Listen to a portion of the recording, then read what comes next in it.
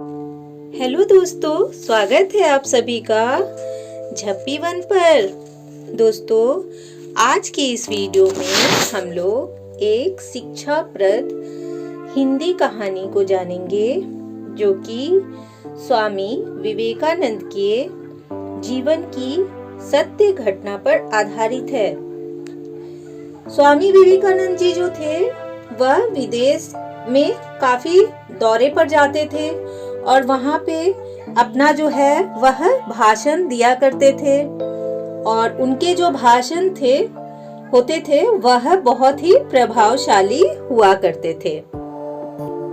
तो चलिए कहानी को शुरू करते हैं। जब स्वामी विवेकानंद विदेश दौरे पर थे और अलग अलग जगहों पर अपना व्याख्यान दे रहे थे, यानी कि अपना भाषण दे रहे थे, तो उनके भाषण से काफी महिलाएं जो हैं वह बहुत ही प्रभावित थी। तो उनके भाषण को सुनकर एक जो विदेशी महिला थी वह अत्यंत ही प्रभावित होकर उनके पास आई, स्वामी जी के पास आई और बोली कि मैं आपसे शादी करना चाहती हूँ। वह इतनी प्रभावित हो गई थी कि वह स्वामी विवेकानंद जी को उसने सभा के बीच में ही जो है वह अपना प्रस्ताव दे दिया। उन्होंने, उस महिला ने, विदेशी महिला ने, कि मैं आपसे शादी करना चाहती हूँ। और भरी सभा थी वहां पर।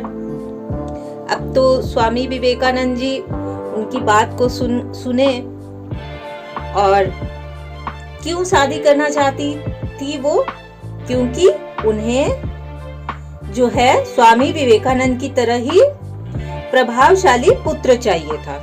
उन्होंने क्या कहा कि मैं आपसे शादी करना चाहती हूँ जिससे कि मुझे भी आपकी तरह प्रभावशाली पुत्र मिले। तो यह बात स्वामी जी सुने और बोले कि ठीक है, आपने तो यह प्रस्ताव रखा है, लेकिन आपको पुत्र प्राप्ति के लिए शादी करने की क्या जरूरत है? मैं तो एक सन्यासी हूँ और इस वजह से मैं तो विवाह कर नहीं सकता। तो स्वामी जी ने उन्हें समझाया, उन्हें कहा कि देखिए, उस महिला को स्वामी जी ने क्या कहा कि उस महिला की बात को सुनकर स्वामी जी बोले कि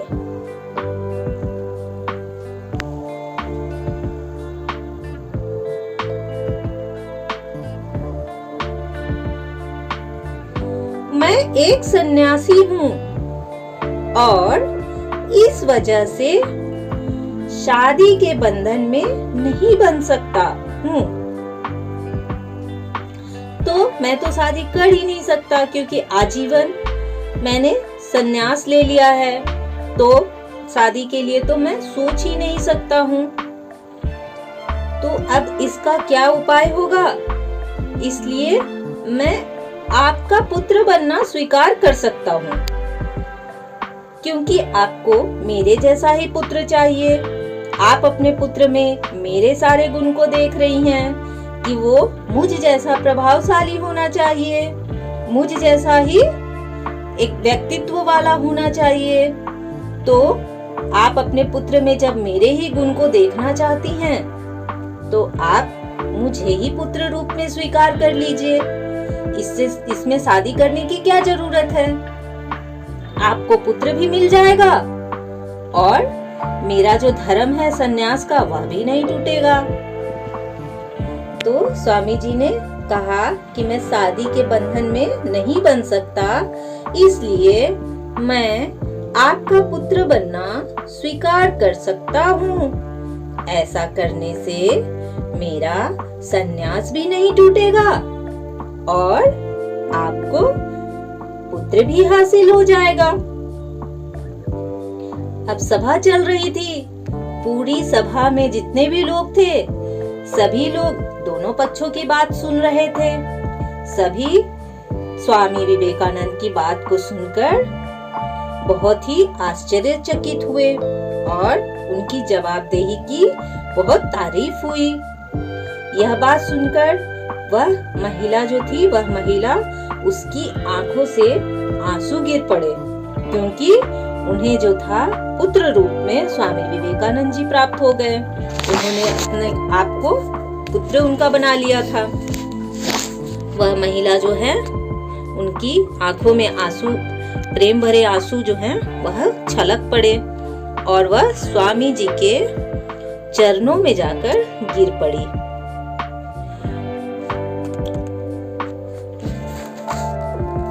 क्योंकि जो उनकी इच्छा थी कि पुत्र रूप में वो उन्हें प्राप्त करें, तो उनकी इच्छा जो थी तत्काल ही पूरी भी हो गई।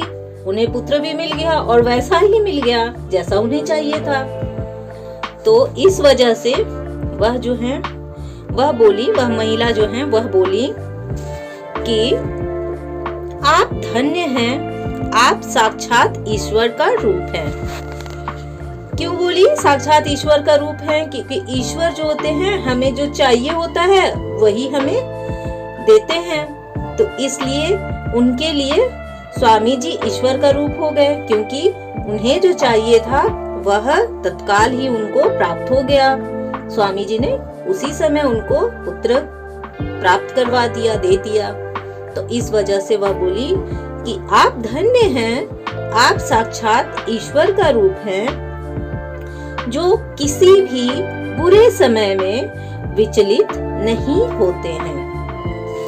या वो क्या की, क्योंकि उनके गुणों से वो प्रभावित थी, तो एक और बड़ा गुण उनको यहाँ देखने को मिल गया उस महिला को, और उस गुण की भी उन्होंने तारीफ की कि आप किसी भी बुरे समय में विचलित नहीं होते हैं। तो इस तरह का था स्वामी विवेकानंद जी का व्यक्तित्व और उनके विचार। तो इस कहानी से दोस्तों हमें शिक्षा क्या मिलती है कि हमें किसी भी परिस्थिति में विचलित नहीं होना चाहिए और अपने निर्णय को बहुत सोच समझकर सही ढंग से लेना चाहिए। तो दोस्तों, अगर आपको यह वीडियो अच्छी लगी हो तो जल्दी से लाइक कर दीजिए। आपके लाइक से मुझे मोटिवेशन मिलता है, और कमेंट जरूर कीजिएगा और शेयर भी जरूर कर दीजिएगा। और इसके बाद अगर आप चैनल पे नए हैं तो मेरे चैनल को प्लीज सब्सक्राइब कर दीजिएगा और बेल आइकन के बटन को भी प्रेस कर लीजिएगा, जिससे कि मेरी आने वाली वीडियो की नोटिफिकेशंस सबसे पहले आपको मिल सके। तो मिलते हैं नेक्स्ट वीडियो में किसी नेक्स्ट टॉपिक के साथ। तब तक के लिए बाय बाय।